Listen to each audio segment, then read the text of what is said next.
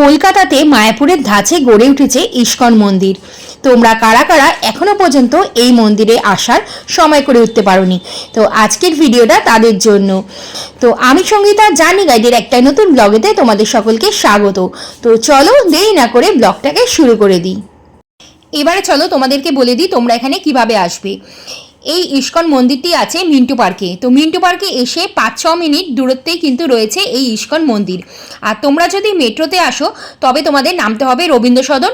আর রবীন্দ্র সদনে নেমে তোমরা 1 নম্বর গেট থেকে হাঁটা পথে চলে আসতে পারবে এই ইস্কন মন্দিরে।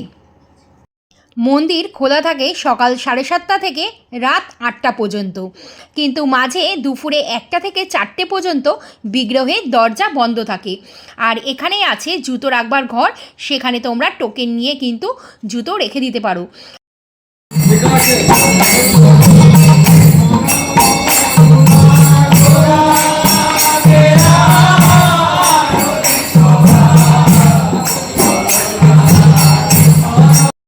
আমরা এখানে এসেছিলাম সন্ধ্যা আরতির সময়।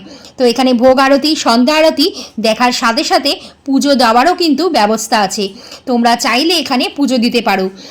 এই মন্দিরটি কিন্তু খুব সুন্দর এবং সুসজ্জিত। কলকাতা থেকে মায়াপুরের দূরত্ব বেশ খানিকটা হওয়াতে অনেক বয়স্ক মানুষ কিন্তু চাইলেই মায়াপুরে যেতে পারে না।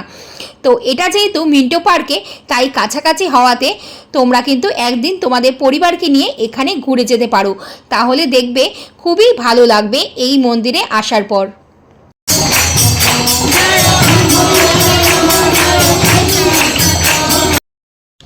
ভক্তদের জন্য এখানে কিন্তু সকাল, দুপুর, রাত্রি 3 বেলারই প্রসাদ গ্রহণের ব্যবস্থা আছে, যার মূল্য কিন্তু মাথাপিছু 100 টাকা করে। প্রসাদ গ্রহণের সময় আমি স্ক্রিনে দিয়ে দিলাম, তোমরা একটু দেখে নাও। আর প্রসাদের কুপন সকালবেলা পাওয়া যাবে 11টার পর, আর বিকেলবেলার কুপন পাওয়া যাবে 6টা 15-র পর। এখানের প্রধান বিগ্রহ হলো রাধাকৃষ্ণ ও জগন্নাথ দেব।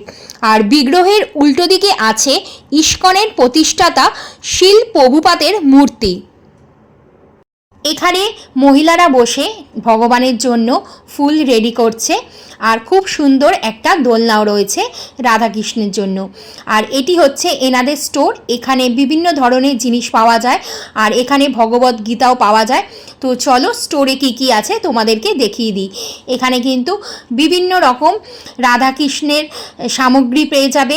এছাড়া পেয়ে যাবে তোমরা ধূপকাঠি, ঘি, এছাড়া বিভিন্ন রকমের মূর্তি বা ফটো।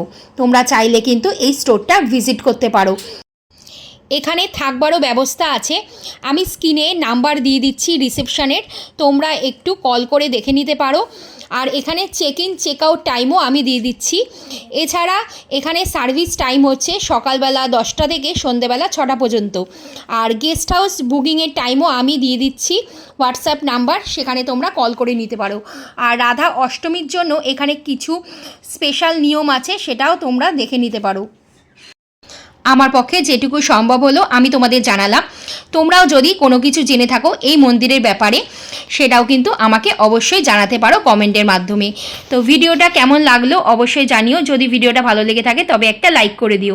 আবার দেখা হবে পরবর্তী একটা ব্লগেতে।